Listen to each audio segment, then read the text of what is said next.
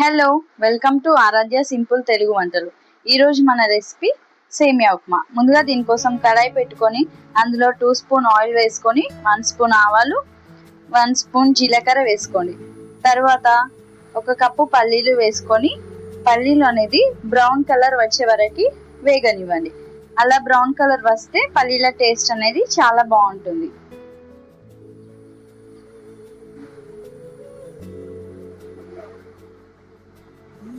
తర్వాత అందులోనే కడిగి పెట్టుకున్న కొంచెం కరివేపాకు, 2 పచ్చిమిర్చి, కొన్ని క్యారెట్ ముక్కలు వేసుకొని కలుపుకోండి. అలా కలిపాక 1 కట్ చేసి పెట్టుకున్న ఆనియన్ వేసుకోండి. తర్వాత అందులోనే కట్ చేసి పెట్టుకున్న 2 టమాటోలని వేసుకొని ఒక 2-3 మినిట్స్ బాగా కలపండి. టమాటా అనేది మెత్తగా ఉడికిపోవాలి, అప్పుడే టేస్ట్ అనేది చాలా బాగుంటుంది. తర్వాత అందులోనే 1 స్పూన్ సాల్ట్ వేసుకోండి.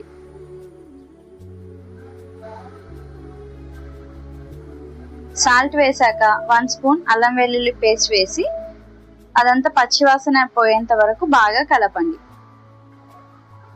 ఇక్కడ నేను 1.5 గ్లాస్ రోస్టెడ్ సేమియాకి 2 గ్లాసెస్ వాటర్ పోసుకుంటున్నాను.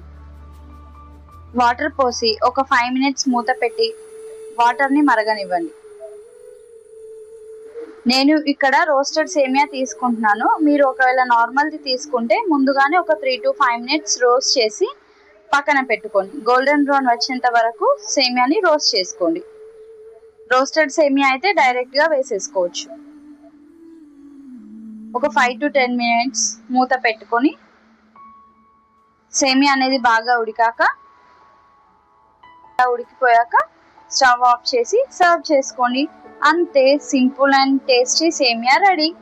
ఇంగ్రీడియంట్స్ లిస్ట్ డిస్క్రిప్షన్లో ఉంది. మీ అందరికీ ఈ వీడియో నచ్చినట్లయితే please like and subscribe. Thank you.